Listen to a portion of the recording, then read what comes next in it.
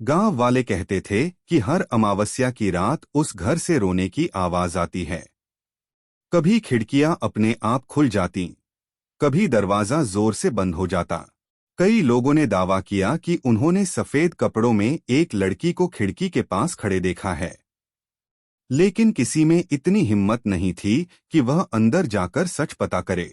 गांव में रहने वाला 16 साल का लड़का आरव बहुत जिज्ञासु था।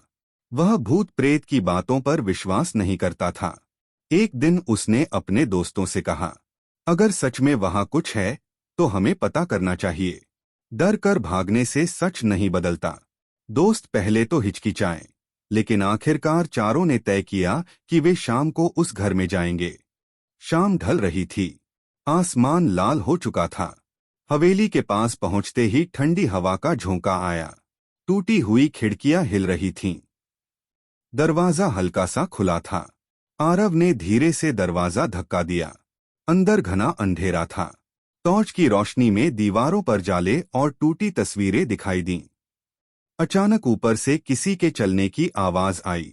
दो दोस्त डरकर बाहर भाग गए, लेकिन आरव और उसका एक दोस्त करण वहीं रुके रहे। सीढ़ियां चढ़ते समय लकड़ी चरमराई। ऊपर एक कमरा था, जिसका दरवाजा बाकी कमरों से अलग था। उस पर पुराना ताला लगा था, लेकिन ताला टूटा हुआ था। आरव ने दरवाजा खोला। अंदर एक पुरानी मेज, एक टूटी कुर्सी और दीवार पर टंगी एक धुंधली तस्वीर थी। जैसे ही आरव ने तस्वीर उठाई, अचानक कमरे का दरवाजा जोर से बंद हो गया। करण घबरा गया। तभी कमरे में हल्की सी आवाज गूंजी, मुझे इंसाफ चाहिए। दोनों के हाथ कांपने लगे। आरव ने साहस जुटाकर कमरे की तलाशी ली। मेज के नीचे एक पुरानी डायरी मिली। डायरी में लिखा था कि जमींदार हरिराम सिंह को उनके ही रिश्तेदारों ने धोखा दिया था। हवेली में आग दुर्घटना नहीं थी, वह साजिश थी। रिश्तेदार संपत्ति हड़पना चाहते थे।